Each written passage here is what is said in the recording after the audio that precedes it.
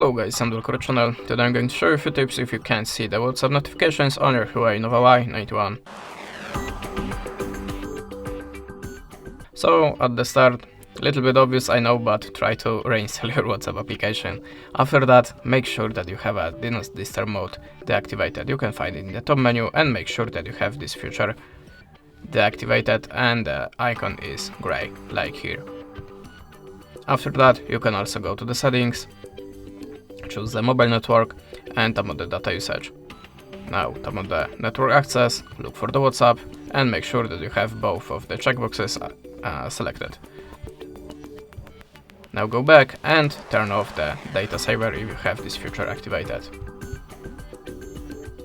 Then go to the apps and services, tap on the apps and look for the WhatsApp.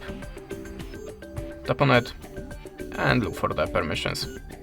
Make sure that you have all the permissions activated, and you can also go to the notifications and turn on everything what you can, like bubbles, and go to the more settings. Now we are in the WhatsApp settings and make sure that you have activated the high priority notifications here and here. After that, you can also try to update your system, so go to the system and updates, choose the software update, and if you have any updates, just download it and install.